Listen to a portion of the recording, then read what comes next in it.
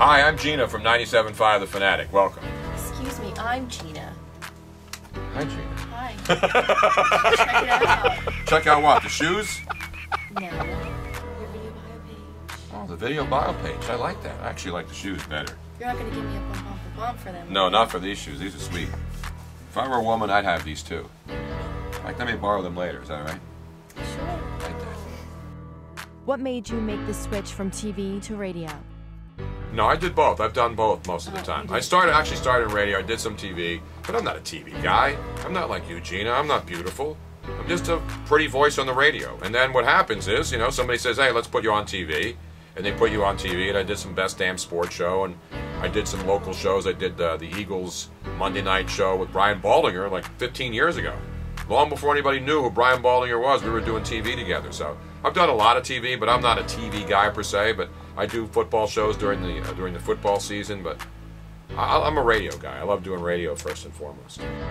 So where did What Up Wednesdays originate from? It was from Jose, but how did that actually start? He called in, and it was on a Wednesday. And he said, what up? And then it took off. I don't know. It was not planned. The best thing about radio is the things that work best are the things that you don't plan. Things that just happen. You come in and you plan a show, and then something happens that you didn't talk about, and boom, that becomes the show. And that's what we like about what we do is that, yeah, we have a plan. We know what we want to talk about. We know the issues. And then all of a sudden, somebody, a listener, will make a comment, like a bumpty-bump guy that calls in. And then that becomes part of the show. And so people feel like they're part of your family, just like Jose now. I know people get tired of him sometimes, but What Up Wednesday became a what up thing, and now everybody says it. Everywhere you go, people say what up. What up, Bruno? And it happens to fall on Wednesday. So it was just perfect. The alliteration worked perfectly. So tell me about you being featured on EA's Madden. I got a call one day from EA Sports, and they said, hey, we're listening to radio people all over the country, and we're going to have a new concept in the game in 05, and it's going to be a radio show, and we want to pick one radio host in the entire United States, and he's going to be the person that's going to do a separate radio show in Madden. So I was like, are you serious? So they called me, and I signed a 3-year contract, and I did Madden 05, 06, and 07. But people don't realize how much work there is. I did 52 hours of in-studio recording in a little empty studio just to do the first year's game, 2 hours at a time. So it took like 2 months just to do my part. And I don't know how they do it. Then they electronically put it together, and it's amazing. But that was a lot of fun. More people probably know me from Madden around this country than from my radio work. Care to explain the YouTube video I found of you singing Shania Twain's I Feel Like a Woman? It's called Karaoke Bar, 6 drinks in, people saying, come on, get up. You know, you've been there. We've all been there. And I can't sing. I'm a pretty good dancer, but I can't sing. And when you have a couple cocktails, and I was actually in the world's most famous karaoke bar, Dimples, in Burbank, California, where karaoke was born. So I'm in there one night with a bunch of friends, and they're getting up and dancing, and I'm drinking, and they're getting up and singing, and I'm drinking, and then finally, the owner of the place knew who I was, so he came up to me and said, come on, get up there, we'll videotape it, and we'll put his wig on and do something, and then you'll get it on CD. I said, all right, but I got to do something stupid. I'm not going to go up there and try to sing. So I picked the Shania Twain song, Man, I Feel Like a Woman, and it's had a ton of hits on YouTube. It's really stupid, but, you know, I'm not embarrassed by it. Because people say, aren't you embarrassed doing that stuff? My mother will say, why do you do that? What's the matter with you? That's having fun. If you can't do that kind of stuff, then you're a loser. I'm sorry. Although people will think I'm a loser for doing that, I think the exact opposite way.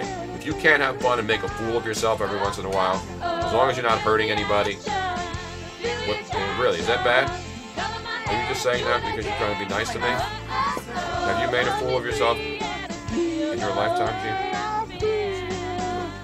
I know Gooch has. I know McAlpin's has. McAlpin's did. He didn't show up at the jug handle the other night, man. It's weak. In your whole broadcasting career, what are some of the craziest things you've seen? Wow. We don't have enough tape. Do we have enough tape in there? Plenty of tape. You got tape? Yeah, tape. I mean, I've seen everything. I've been doing this for so long. Like I said, I've done shows underwater at Disney World. I've done shows on roller coasters. I've stayed awake for 56 straight hours doing radio. I've done every zany, stupid, crazy thing you can do. I've interviewed pretty much every sports figure. I've interviewed 4 presidents. You know, so I've been lucky. I've gotten to do a lot of things, and every conceivable athlete I've interviewed. And that's fun. That's part of the job. But when you interview a president of the United States, that's intimidating because, You know, it's the President of the United States. If you're going to mess up, he's going to grip you. But you have to prepare questions when you interview the president. And I interviewed President Clinton once, and you have to send the White House the questions in advance. And when I did, he completely went off script. And I was surprised because I introduced him, and then we started talking about politics and sports, and he starts going off the script, and I'm like, what do I do? Is the Secret Service listening? If I don't ask the next question in this right sequence, they're going to come in there and shut down the interview, so you worry about that stuff. So those are the fun things I've done. I've done a lot of crazy stuff. I love traveling. I love going out when we do shows on the road just to meet the people. I know a lot of radio people like to sit in the studio and be insulated. To me, it's much more fun when you go out because, you know, the people are what make us successful. We go out, people hang out, they love what we do, the stupid stuff we do. That's what makes this fun, is to go out there and just hang out with the listeners. What are some habits that people do that drive you nuts?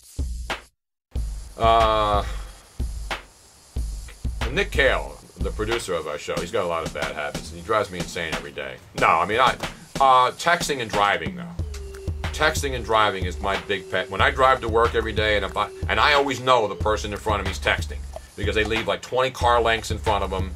They don't go when the light turns. And I'm not one of these guys, if the light turns green, I'm on the horn the second. I'll wait 10 seconds. If that person's not moving, then I'm on the horn, and then I want to get out a machine gun and blow up their car. Because I think of all the things that we have, the people drinking and driving, texting and driving is the worst thing in the history of civilization.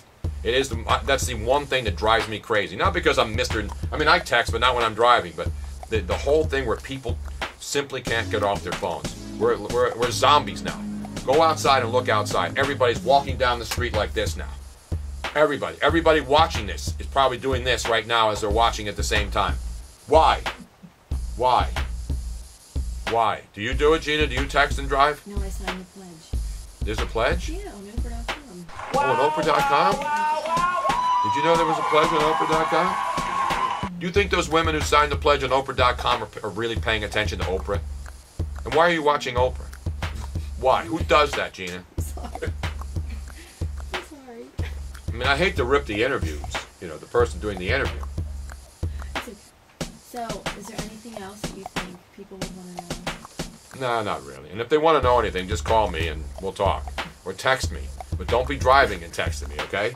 Just text me when you get home, and then call us here at 97.5 The Fanatic, or hit us up on the text board, the Tony Bruno text board, 68255, or send us an email, or go to our Facebook page, Tony Bruno and Harry Mays on 97.5thefanatic.com. And you can hit me up on there if you're a woman and you want to get some information or want a give me a personal message. I answer all my messages.